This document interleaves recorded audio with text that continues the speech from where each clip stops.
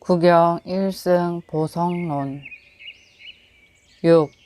무량번뇌 소전품. 시들은 꽃 속에 모든 부처이고 뭇 별 속에 아름다운 꿀이고 껍질 겨 속에 알찬 열매이고 더러운 땅 속에 참된 금이며 땅 속에 값진 몹의 광이고 모든 과일씨 속에 싹이고 썩고도 허물어진 옷으로서 참된 금의 형상을 쌓아 놓았으며 빈천하고도 추악한 연인이 전륜 성황을 잉태하고 까맣게 타버린 흙 모형 속에 가장 훌륭한 보배의 상이 있는 격이라.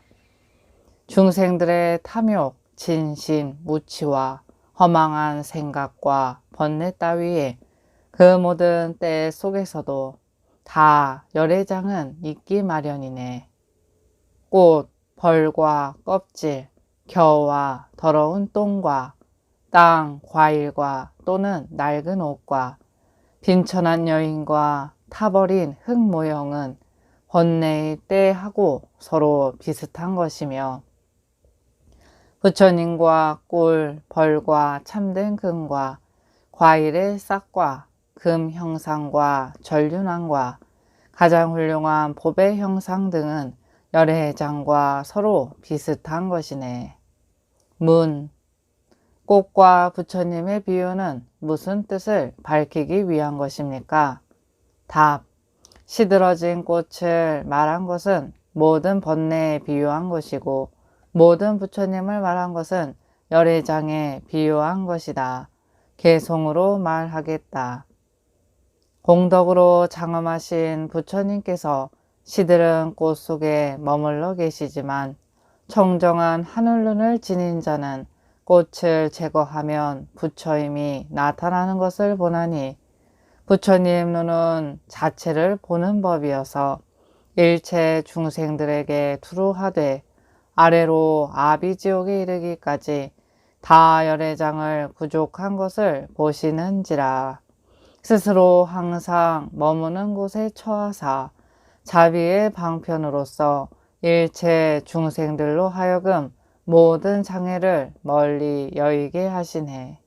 마치 썩어 빠진 꽃 속에 모든 열애가 계시는 것은 하늘눈 지닌 자는 보고 알아서 시들은 꽃잎을 제거하는 것처럼 열애께서도 이와 같이 탐욕과 번뇌의 때인 그 부정한 중생들 속에도 다 열애장을 부족한 것을 보시나니 대자 대비한 마음으로서 세간을 가엾이 여기기 때문에 일체 중생들을 위하사 번뇌의 꽃잎을 제거해 주시네. 문. 벌과 꿀의 비유는 무슨 뜻을 밝히기 위한 것입니까? 답. 뭇 벌을 말한 것은 모든 번뇌에 비유한 것이고 아름다운 꿀을 말한 것은 열애장에 비유한 것이다. 개송으로 말하겠다.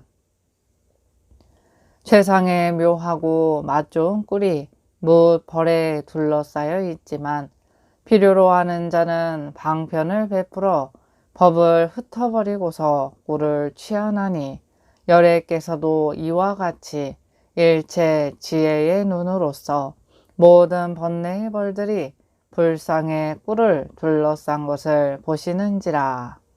큰 방편의 힘으로써 저 번뇌의 벌들을 흩어버리고 열애장을 나타내는 그것이 마치 꿀을 취해 수용하는 것과 같네.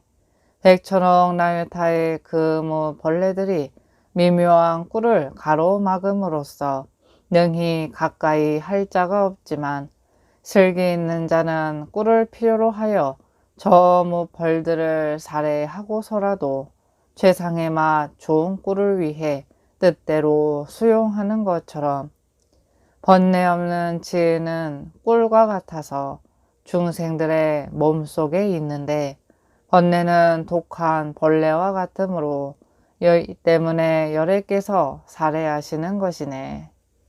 문. 거와 열매의 비유는 무슨 뜻을 밝히기 위한 것입니까? 답. 껍질, 결을 말한 것은 모든 번뇌에 비유한 것이고 겨 속의 열매를 말한 것은 열애장에 비유한 것이다. 개송으로 말하겠다. 곡식의 열매가 겨 속에 있을 적엔 능히 수용할 사람이 없지만 언제나 필요하여 수용할 이가 있으면 방편으로서 그 껍질, 결을 제거하네. 부처님은 모든 중생들의 몸에 열애의 성품이 있기는 하되 번뇌의 껍질, 겨에 둘러싸여서 부처님 일을 할 수 없는 것을 보시고 훌륭한 방편의 힘으로써 세계의 중생들로 하여금 번뇌의 껍질, 결을 제거하게 하여 뜻대로 부처님 일을 일으키시나니 마치 벼 곡식과 보리 곡식이 모든 껍질, 결을 여의지 않고는 송열매가 깨끗이 다뤄지지 못해서 훌륭한 식용이 될 수 없는 것과 같네. 이와 같이 열애장도 번뇌의 결을 여의지 않고는 일체 중생들로 하여금 그 번뇌에 허덕거리게 하는지라. 부처님은 자유로운 법왕이시므로 중생들의 몸속에 계시어 능히 좋은 맛을 보여줌으로써 저 허덕이는 괴로움을 제거하시네. 문. 똥과 금의 비유는 무슨 뜻을 밝히기 위한 것입니까? 답. 더러운 똥을 비유한 것은 모든 번뇌와 서로 비슷하기 때문이고 참된 금을 비유한 것은 열애장과 서로 비슷하기 때문이다. 개송으로 말하겠다. 마치 어떤 사람이 먼 길을 가다가 금을 더러운 똥 속에 떨어뜨린 것이 백천세 동안을 묻혀 있어도 본래 그대로 변하지 않는지라. 청정한 누를 지닌 이가 보고는 무 사람들에게 두루 알려 말하기를 이 가운데 참된 금이 있으니 그대들은 가져다가 수용하라고 하는 것처럼 부처님도 중생들의 성품이 번뇌의 똥 속에 빠진 것을 보시고 저 중생들을 구제하기 위해 미묘한 법 비를 부으시며 또 마치 부정한 땅에 참된 금 보배를 흘린 것을 모든 하늘루는 분명히 보지만 중생들은 이것을 알지 못하는지라. 모든 하늘눈이 이미 보고는 중생들에 일러주어 다 알게 하고 더러움을 제거하는 방편을 가르쳐 그 참된 금을 깨끗이 해 수용하는 것처럼 불상도 저 금과 마찬가지여서 번뇌의 더러움 속에 떨어진 것을 열애께서 관찰하시고는 중생들을 위해 청정한 법을 설하시네. 문. 땅과 보배의 비유는 무슨 뜻을 밝히기 위한 것입니까? 답. 땅을 비유한 것은 모든 번뇌와 서로 비슷하기 때문이고 보배 광을 비유한 것은 열애장과 서로 비슷하기 때문이다. 개송으로 말하겠다. 마치 가난한 사람의 집 땅에 값진 보배 광이 있기는 하지만 저 가난한 사람이 알 수 없고 법에 또한 말하지 않는 것처럼 중생들도 이와 같이 자기 마음의 집 속에 상상할 수 없고 다함이 없는 법, 보배의 광이 있다. 비록 이 보배의 광이 있기는 하되 스스로가 깨달아 알지 못하고 깨달아 알지 못하기 때문에 생사의 가난과 괴로움을 받는 것 같네. 또 마치 값진 보배광이 저 가난한 사람의 집에 있긴 하되 사람이 내가 가난하다고 말하지 않고 보배 또한 내가 보배라고 말하지 않는 것처럼 보배의 광도 이와 같아서 중생들이 마음속에 있긴 하지만 중생은 가난한 사람과 같고 불성은 보배의 광과 같은지라.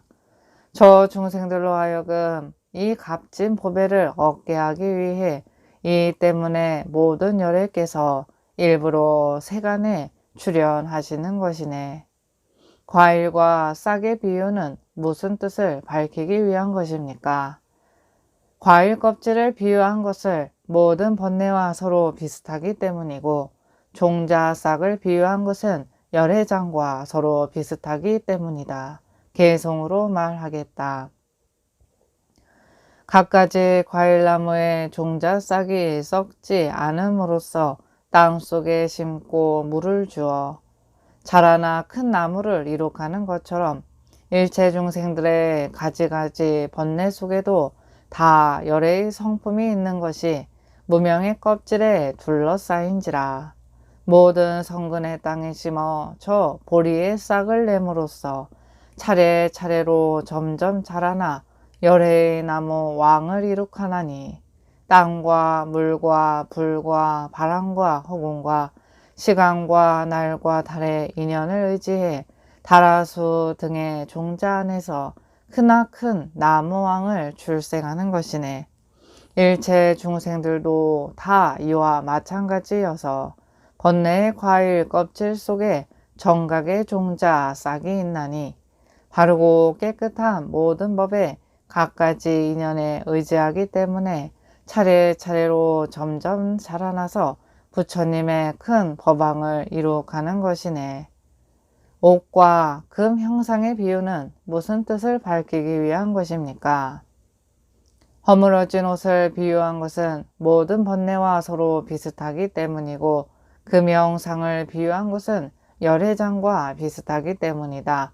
개성으로 말하겠다.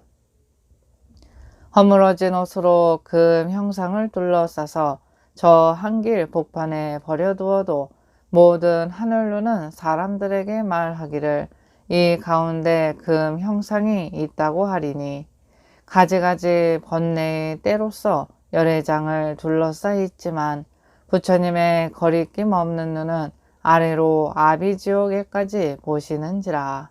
누구나 다 열애의 몸이 있는 것을 그들로 하여금 얻게 하기 위해 널리 모든 방편을 베풀어서 가지가지 묘법을 설하시네. 금 형상이 허물어진 옷에 쌓여서 넓은 벌판길에 떨어져 있어도 하늘눈을 지닌 자가 보고는 그 청정함을 위해 무 사람들에게 보이나니, 중생들의 열애장도 번뇌의 허물어진 옷에 둘러싸여서 세간의 험한 길에 놓여 있건만 스스로를 깨달아 알지 못하는지라. 부처님의 눈은 모든 중생들에게 다 열애장이 있는 것을 보시고 그들을 위해 갖가지 법을 설하사 모두 함께 해탈할 수 있게 하시네. 여인과 전륜왕의 비유는 무슨 뜻을 밝히기 위한 것입니까? 빈천한 여인을 비유한 것은 모든 번뇌와 서로 비슷하기 때문이고, 가라라 네 가지 원소 가운데 전륜성왕의 몸이 있는 것을 비유한 것은 나고 죽는 가라라 장 가운데 열애장이 있는 것이 전륜왕 성왕과 서로 비슷하기 때문이다. 개성으로 말하겠다. 마치 고독한 여인이 빈궁한 집에 살고 있으면서 몸의 전륜성왕을 잉태하고도 스스로가 깨달아 알지 못하는 것처럼 새 세계는 빈궁한 집과 같고 잉태한 여인은 부정한 중생들에 비유한 것이며, 중생들의 성품은 저 장 속의 태와 같고 그 속에 있는 때없는 성품은 고독하지 않음에 비유한 것이라. 빈궁한 여인이 때 묻은 옷을 두르고 지극히 누추의 괴로움을 겪으면서 고독한 집에 살고 있긴 하지만 전륜왕의 귀중한 짐을 임태한 몸이네. 이와 같이 모든 번뇌가 중생들의 성품을 더럽힘으로써 한량없는 고뇌를 받기만 하고 귀의할 처소가 없는가 하면, 사실 귀의할 처소는 있어도 귀의할 마음이 없는 것은 그 각자의 몸 가운데 열애장이 있는 것을 모르기 때문이네. 모형과 형상의 비유는 무슨 뜻을 밝히기 위한 것입니까?